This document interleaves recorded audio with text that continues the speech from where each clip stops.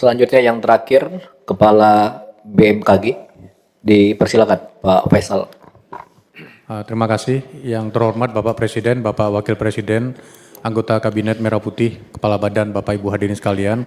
Izin melaporkan terkait dengan dinamika cuaca dan iklim dalam beberapa waktu ke depan terkait dengan memasuki akhir tahun ini. Boleh ditayangkan? Ya. Yang pertama, kami sampaikan kondisi dinamika iklim dunia saat ini di sebelah timur Indonesia, yaitu di Samudra Pasifik, permukaan air lautnya dingin, kemudian di Samudra India juga dingin, dan sementara itu suhu di permukaan laut Indonesia itu lebih hangat dari biasanya. Jadi Indonesia menjadi semacam steam engine atau tungku di mana terbentuk awan tinggi atau deep compaction dan juga pertumbuhan siklon-siklon tropis. Nah ini kondisi kita sekarang karena adanya anomali iklim dunia sehingga kondisi bencana hidrometeorologis di Indonesia cukup tinggi akhir-akhir ini. Selanjutnya, tadi sudah disampaikan Bapak Menteri Perhubungan bahwa puncak musim hujan untuk daerah Sumatera bagian selatan, Jawa, Bali, Nusa Tenggara itu baru di Januari nanti. Sementara yang mencapai puncak musim hujan November-Desember adalah di Sumatera bagian utara dan tengah. Sementara untuk Kalimantan dan sebagian besar Papua itu iklimnya sama di sepanjang tahun. Jadi kita perlu waspada bahwa di bulan Januari, Februari itu masih akan masuk ke puncak musim hujan. Lanjut. Saat ini ada 3 sistem siklon yang mengepung Indonesia, Bapak Presiden. Yang pertama yaitu siklon Bakung. Siklon Bakung ini berkembang di barat daya Lampung, bergerak menjauhi Indonesia.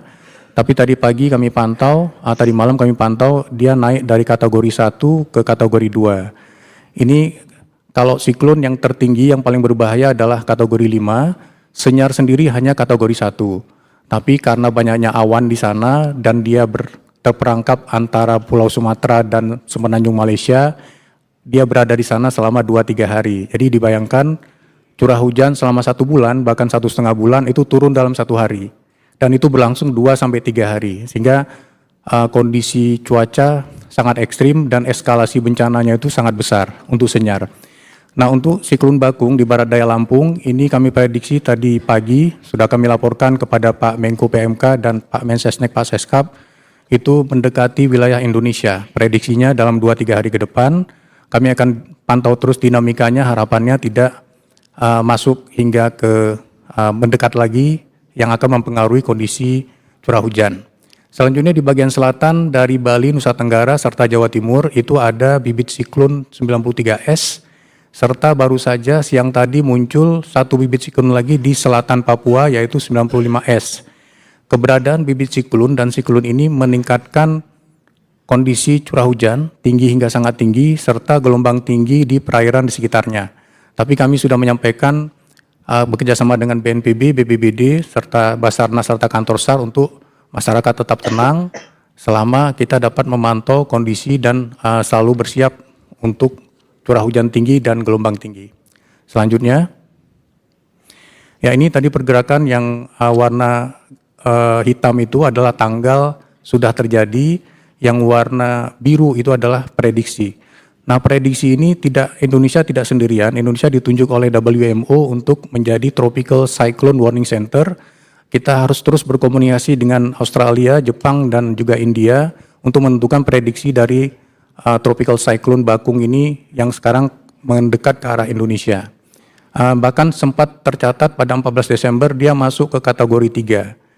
Dengan kecepatan angin mencapai 65 knot. Ya. Ini sangat berbahaya, tapi kemudian turun lagi ke kategori 2 dan sekarang harapannya sudah mendekat ke kategori 1. Selanjutnya, ini adalah modifikasi cuaca, operasi modifikasi cuaca yang kita lakukan untuk mencegat awan-awan hujan yang mendekati daratan Indonesia. Jadi kalau dia mendekat, nanti awan hujan, awan konvektif itu kita semai dengan bahan semai dari NaCl agar dia jatuh di tempat-tempat seperti di perairan atau di laut atau di tempat-tempat yang tidak berbahaya. Atau kalau sudah sampai misalnya di atas Jakarta, itu kita tebarkan kapur tohor atau CAO agar dia terpecah dan tidak terjadi hujan.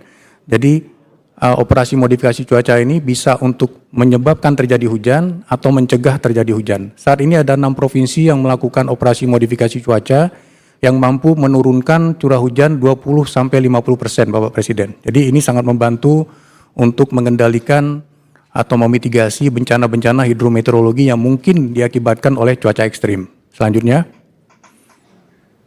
ya ini lokasi yang kita lakukan. Sekarang juga ada di Jawa Barat dan Jawa Timur. Harapannya hari ini mulai di Lampung dan juga ada nanti mungkin di Bali dan Jawa Tengah. Selanjutnya, BMKG di bawah koordinasi Kementerian Perhubungan juga membuat platform informasi cuaca untuk transportasi darat, laut, udara. Untuk yang udara seperti kita ketahui banyak pertanyaan tadi ketika saya hadir di sini, apakah penerbangan aman? Itu kalau tidak aman pesawat tidak diizinkan terbang biasanya. Ada meternya.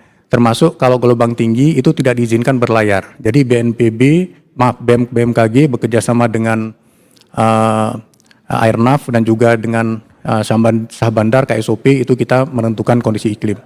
Di jalan-jalan utama juga kita membuat perkiraan cuaca, apakah dia di sana berawan, apakah hujan ataukah cerah. Ini di semua jalan-jalan utama juga kita pantau. Sedikit lagi, next. Di samping itu, mohon kita juga tetap menyadari Indonesia adalah daerah zona gempa. Sepanjang tahun ini ada 40.000 lebih gempa yang terjadi, di mana gempa yang dirasakan 917 kali dan yang merusak ada 24 kali. Ini terpantau di UPT BMKG, stasiun-stasiun yang tersebar di 191 daerah di Indonesia. Dengan 10.000 lebih aloptama yang memantau kondisi cuaca dan gempa tsunami. Selanjutnya, ya ini lokasi gempa selama tahun ini saja Bapak Ibu sekalian.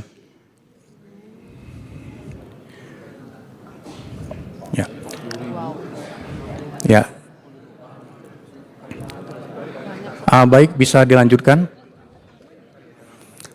Tolong diklik yang Pulau Jawa yang besar, diklik videonya. Ini adalah petir Bapak Ibu sekalian. BMKG juga memasang lightning detector di 38 UPT-nya untuk memantau di mana petir terjadi, bagaimana intensitasnya, dan ini hanya dalam waktu 1 minggu ini. Ini bukan 1 bulan, tapi 1 minggu. Ini sebaran petir di Pulau Jawa saja selama 1 minggu dan dalam waktu dekat kita coba mengembangkan impact based forecasting atau IBF di mana kita bisa memprediksi petir akan terjadi di mana, kapan akibat dari kondisi cuaca yang ada di sekitarnya.